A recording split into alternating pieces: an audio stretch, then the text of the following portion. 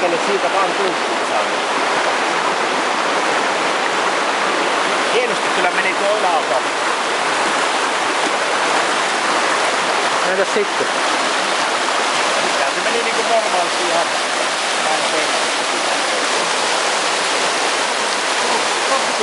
Ripkösen riemukkaat retket tänne Saariselän Petsamon maastoihin kesällä 2010 alkaa lähestyä loppuaan.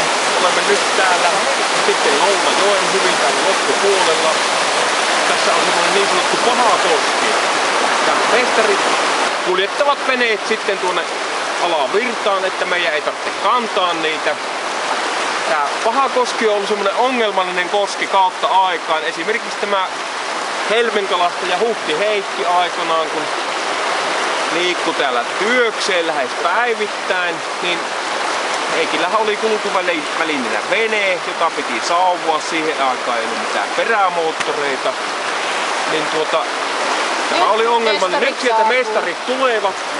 Aika rohkeita miehiä he ovat, mutta he eivät olisi mestareita, ellei heillä särmä ja kantti pitäisi. Kova on koski. Toivotaan pojille parasta, tyrskyt lentävät.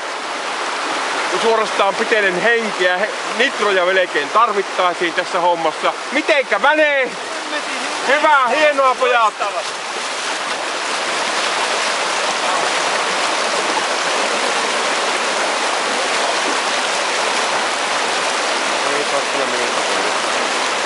Sinne mestarit häipyvät sitten kaukaisuuteen. Tää koski on aika pitkä, tää on 0,5 kilometriä pitkä. Loppupätkä on hyvin tämmöistä rännimäistä ja sitten tuolla on haasteellista myös tuossa lopussa. Tuolta tultiin sitten mutkan takaa isojen kivien vasemmalta puolelta tultiin tähän näin ja tohon kiveen jäätiin kiinni ensimmäisellä laskulla. Mutta toisella laskulla tultiin isojen kivien oikealta puolelta ja piru hyvin meni tosta noin ja sitten koukattiin oikealle noihin kuohuihin ja sitten jyrkästi vasempaan sisäkurviin. Meni erittäin sujuvasti. Vai mitä Seppo? Jopa loistavasti. Jopa loistavasti. Ja loppu oli taas mukavan vauhdikas. Tosta. No. Kova vauhti. Tuolla oli ahdas väli. Ensimmäinen lasku meni hyvin, mutta toisella jäätiin pikkasen nappas kiinni tonne kiveen. Ja sitten oltiinkin jo perillä.